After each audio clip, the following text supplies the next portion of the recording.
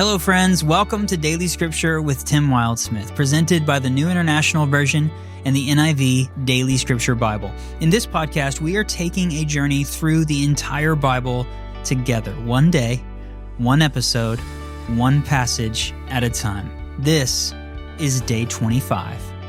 Our Old Testament reading today is Genesis 49 and 50. Then Jacob called for his sons and said, "Gather around so I can tell you what will happen to you in days to come. Assemble and listen, sons of Jacob. Listen to your father Israel.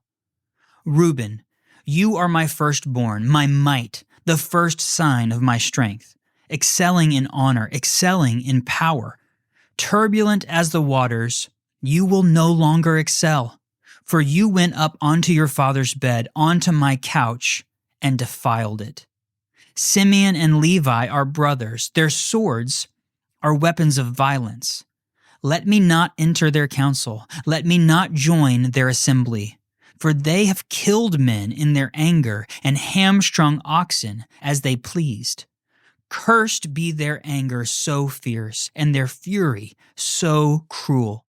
I will scatter them in Jacob and disperse them in Israel.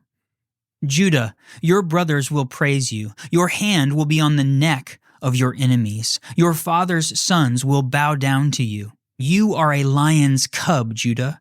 You return from the prey, my son. Like a lion, he crouches and lies down. Like a lioness, who dares to rouse him? The scepter will not depart from Judah, nor the ruler's staff from between his feet, until he to whom it belongs shall come, and the obedience of the nations shall be his. He will tether his donkey to a vine, his colt to the choicest branch. He will wash his garments in wine, his robes in the blood of grapes. His eyes will be darker than wine, his teeth whiter than milk. Zebulun will live by the seashore and become a haven for ships. His border will extend towards Sidon. Issachar is a raw-boned donkey lying down among the sheep pens. When he sees how good is his resting place and how pleasant is his land, he will bend his shoulder to the burden and submit to forced labor. Dan will provide justice for his people as one of the tribes of Israel. Dan will be a snake by the roadside, a viper along the path, that bites the horse's heels so that its rider tumbles backwards. I look for your deliverance, Lord. Gad will be attacked by a band of raiders, but he will attack them at their heels. Asher's food will be rich. He will provide delicacies fit for a king. Naphtali is a doe set free that bears beautiful fawns.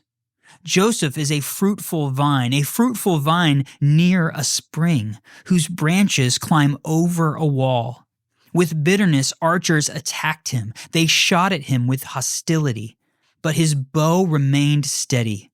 His strong arms stayed limber because of the hand of the mighty one of Jacob, because of the shepherd, the rock of Israel, because of your father's God who helps you, because of the Almighty, who blesses you with blessings of the skies above, blessings of the deep springs below, blessings of the breast and womb.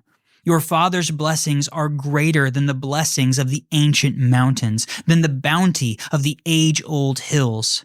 Let all these rest on the head of Joseph and on the brow of the prince among his brothers. Benjamin is a ravenous wolf. In the morning, he devours the prey. In the evening, he divides the plunder. All these are the 12 tribes of Israel, and this is what their father said to them when he blessed them, giving each the blessing appropriate to him.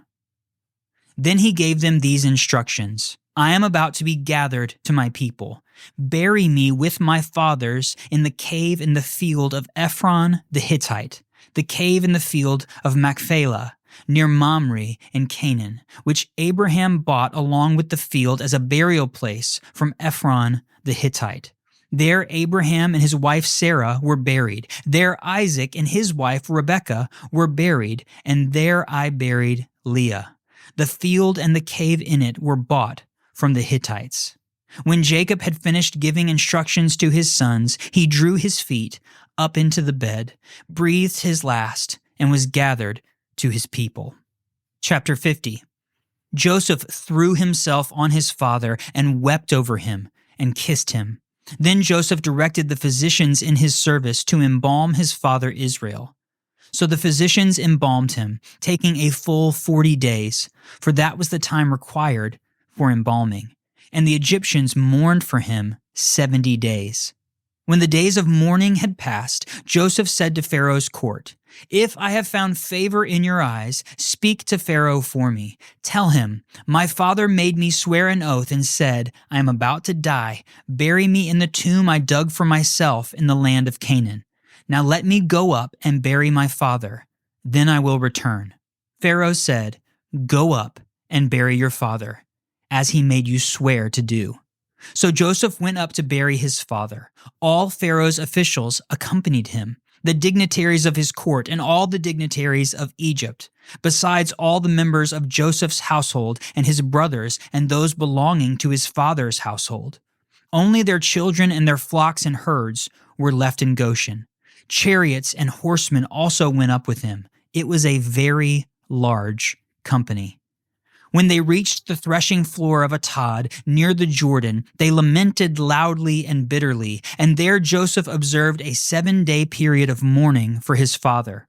When the Canaanites who lived there saw the mourning at the threshing floor of Atad, they said, "The Egyptians are holding a solemn ceremony of mourning." That is why that place near the Jordan is called Abel Mizraim. So Jacob's sons did as he had commanded them. They carried him to the land of Canaan and buried him in the cave in the field of Machpelah, near Mamre, which Abraham had bought along with the field as a burial place from Ephron the Hittite.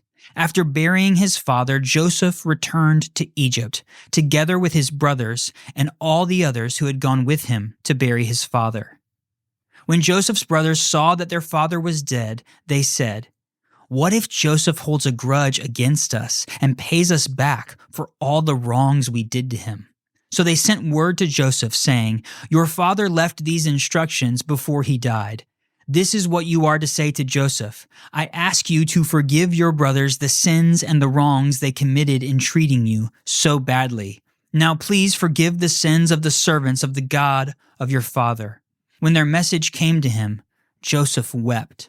His brothers then came and threw themselves down before him. "We are your slaves," they said. But Joseph said to them, "Don't be afraid.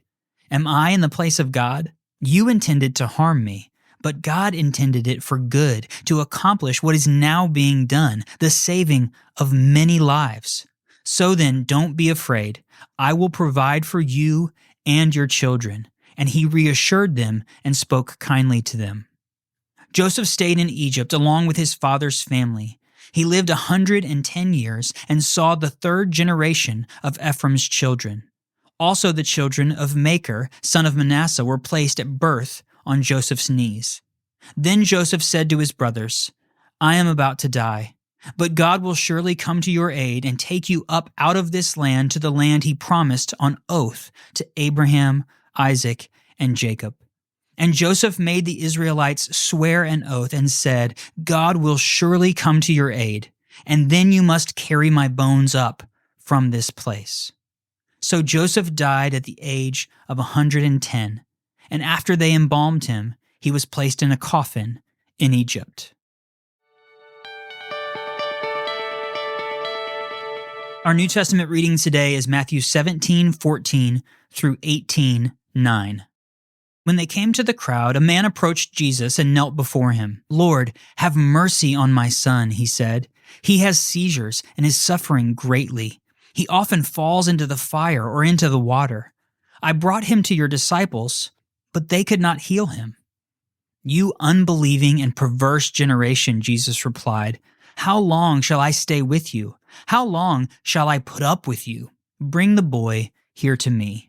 Jesus rebuked the demon, and it came out of the boy, and he was healed at that moment. Then the disciples came to Jesus in private and asked, "Why couldn't we drive it out?" He replied, Because you have so little faith.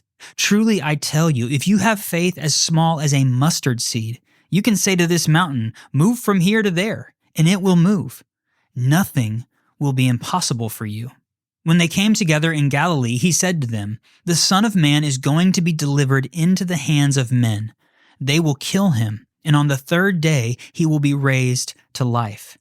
And the disciples were filled with grief. After Jesus and his disciples arrived in Capernaum, the collectors of the 2 drachma temple tax came to Peter and asked, "Doesn't your teacher pay the temple tax?" "Yes, he does," he replied. When Peter came into the house, Jesus was the first to speak. "What do you think, Simon?" he asked. "From who do the kings of the earth collect duty and taxes? From their own children or from others?" "From others," Peter answered. "Then the children are exempt," Jesus said to him. "But so that we may not cause offense, go to the lake and throw out your line. Take the first fish you catch, open its mouth, and you will find a 4 drachma coin. Take it and give it to them for my tax and yours." Chapter 18. At that time the disciples came to Jesus and asked, "Who then is the greatest in the kingdom of heaven?" He called a little child to him and placed the child among them. And he said, "Truly I tell you, unless you change and become like little children, you will never enter the kingdom of heaven. Therefore, whoever takes the lowly position of this child is the greatest in the kingdom of heaven. And whoever welcomes one such child in my name welcomes me. If anyone causes one of these little ones, those who believe in me, to stumble, it would be better for them to have a large millstone hung around their neck and to be drowned in the depths of the sea. Woe to the world because of the things that cause people to stumble. Such things must come, but woe to the person through whom they come. If your hand or your foot causes you to stumble, cut it off and throw it away. It is better for you to enter life maimed or crippled than to have 2 hands or 2 feet and be thrown into eternal fire. And if your eye causes you to stumble, gouge it out and throw it away. It is better for you to enter life with 1 eye than to have 2 eyes and be thrown into the fire of hell. Our psalm reading today is Psalm 15. Lord, who may dwell in your sacred tent? Who may live on your holy mountain?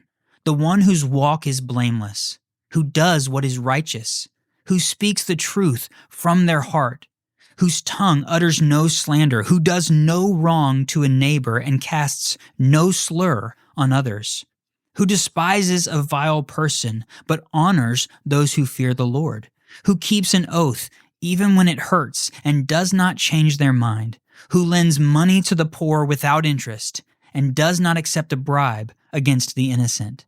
Whoever does these things will never be shaken.